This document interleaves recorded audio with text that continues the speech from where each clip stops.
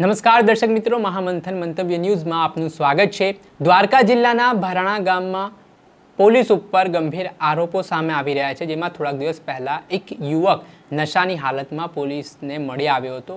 યુવક પર આરોપ હતા કે તેણે દારૂ પીધેલો હતો અને તેને લઈને પોલીસે તેને પકડ્યો હતો। જોકે પીડિત પરિવારજનોને આરોપ છે કે પોલીસ દ્વારા 7,000 રૂપિયાનો તોડ કરવામાં આવ્યો। એટલું જ નહીં, યુવક સાથે મારઝૂડ કરવામાં આવી, જે બાદ યુવકને લાગી આવતા તે પોતાના ઘરે આવે છે અને ઝેરી દવા ગટગટાવી જીવન ટૂંકાવી લે છે, જેના કારણે વાડીનાર પોલીસ વિવાદમાં આવી છે। આ મામલે મોટી સંખ્યામાં યુવકના પરિવારજનો છે તે પોલીસ સ્ટેશન બહાર ઘેરાવ પર પહોંચે છે અને જ્યાં સુધી જવાબદાર કર્મચારીઓ જે આ ઘટનામાં સંડોવાયેલા હતા તેમની સામે કાર્યવાહી નહીં કરવામાં આવે ત્યાં સુધી મૃતદેહ નહીં સ્વીકારે તે પ્રકારની વાત પણ તેમના દ્વારા કરવામાં આવી હતી। આ ઘટના બાદ આમ આદમી પાર્ટીના પ્રદેશ પ્રમુખ ઈશુદાન ગઢવી દ્વારકા જિલ્લાના ભરાણા ગામમાં જે મૃતક યુવાન છે તેના પરિવારજનોને મળવા માટે પહોંચ્યા હતા। મૃતક પરિવારજનોને તેમણે સાંત્વના પાઠવી હતી અને આ ઘટના બાદ તેમણે ગુજરાતના ગૃહમંત્રી અને મુખ્યમંત્રી ઉપર આકરા પ્રહાર કર્યા હતા, જેમાં પોલીસ સામે જે આખો ઘટનાક્રમ બન્યો છે, પોલીસ સામે જે ગંભીર આરોપો સામે આવી રહ્યા છે તે બાબતે ફરિયાદ કેમ નથી થઈ રહી, કાર્યવાહી કેમ નથી થઈ રહી, તે પ્રકારના તીખા સવાલો ઈશુદાન ગઢવીએ પોતાના નિવેદનમાં ઉઠાવ્યા છે। ગૃહમંત્રી અને મુખ્યમંત્રીનો આત્મા જગાડવું પડશે તે પ્રકારની વાત કરી છે। પહેલા તો શું કહી રહ્યા છે આમ આદમી પાર્ટીના પ્રદેશ પ્રમુખ ઈશુદાન ગઢવી, તે સાંભળો। માનનીય મુખ્યમંત્રી ગૃહમંત્રીને મારે કહેવું છે કે આપ એવું કહો છો ને કે કાયદો વ્યવસ્થા બરોબર ચાલી રહી છે, કોઈ ચમરબંધીને છોડવામાં નહીં આવે। ગુજરાતમાં કાયદો અને વ્યવસ્થા કડકમાં કડક પાલન થઈ રહી છે। તમને ખબર નહીં હોય તો કહી દઉં, આ હું ભરાણામાં ઊભો છું, દ્વારકા જિલ્લાના ભરાણામાં, જ્યાં તહેવાર કરતા બે નવયુવાનો, 21 વર્ષના નવયુવાનો તહેવારના સમયે બાઇકથી જતા હતા। હર્ષ સંઘવીની પોલીસે એને રોકે છે, એને જાહેરમાં મારે છે, લાકડીઓથી મારે છે, 2-3 વખત મારે છે, FIR કરે છે।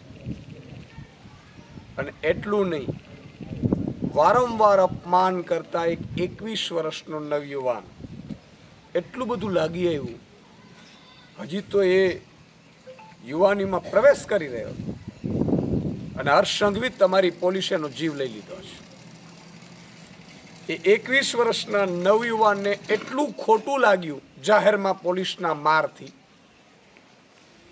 કે એમણે દવા પી લીધી અને એ હોસ્પિટલમાં પાછા નિવેદનો આપે છે કે પોલીસના મારથી, પોલીસે અમને માર્યો, પ્રૂફ આપે છે।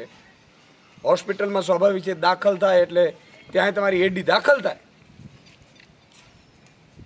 દુઃખની વાત એ છે મિસ્ટર હર્ષ સંઘવી કે તમારી પોલીસે FIR સુદ્ધા લીધી નથી, જેનો 21 વર્ષનો દીકરો મૃત્યુ પામે છે।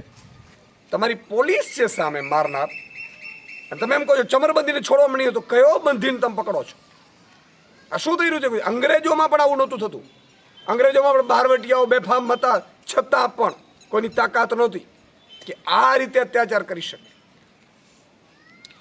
ત્યારે FIR લેતા નથી, પોલીસની વિરુદ્ધ કાર્યવાહી કરતા નથી, ત્યારે અમે માંગ કરીએ છીએ, આજે હું આવી રહ્યો છું, એકનો એક દીકરો હતો,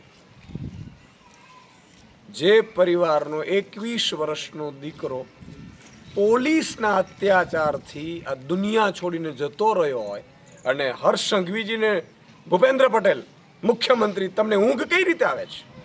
જગાડો તમારા આત્માને। તમારામાં જો આત્મા જાગતો હોય તો જગાડો। તમારા સંતાનો સાથે આવું બને તો કેવું થશે?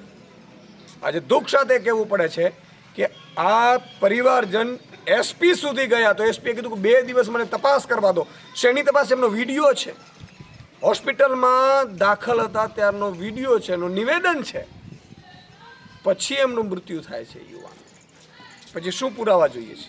ત્યારે હું માંગ કરી રહ્યો છું મુખ્યમંત્રી પાસે કે જો તમારામાં દયાનો છાંટો પણ હોય તો નિવૃત્ત ન્યાયાધીશની અધ્યક્ષતામાં સીટની રચના કરીને આની તપાસ કરવામાં આવે। જે પણ પોલીસ ગુનેગાર છે એની ઉપર હત્યાનો પ્રયાસ અને હત્યાનો ગુનો દાખલ કરવામાં આવે।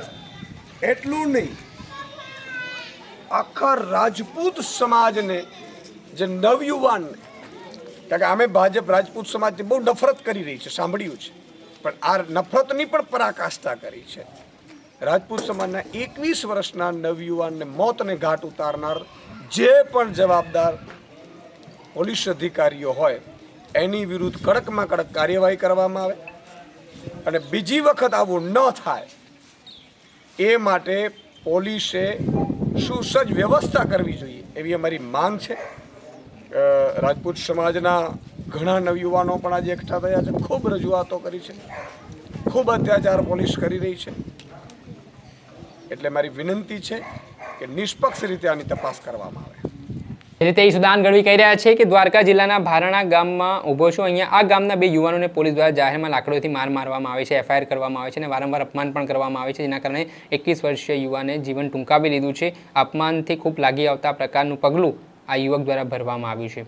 સાથે જ તેમણે આ બાબતના સંદર્ભમાં દ્વારકા જિલ્લા એસપીને પણ રજૂઆત કરી છે અને આ ઘટનામાં એસઆઈટીની તપાસ કરીને જે જવાબદાર અધિકારીઓ હોય, કર્મચારીઓ હોય તેમની સામે તાકીદે પગલાં લેવા માટે પણ માંગ કરવામાં આવી રહી છે.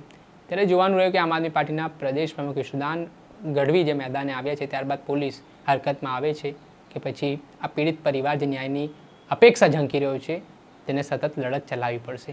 દર્શક મિત્રો, આવા જ નવા વિડીયો સાથે આપણે માહિતગાર કરતા રહીશું. એટલે મહામંથન મંતવ્ય ન્યૂઝની ચેનલને લાઇક કરી લો, સબસ્ક્રાઇબ કરી લો અને વધુમાં વધુ શેર કરો.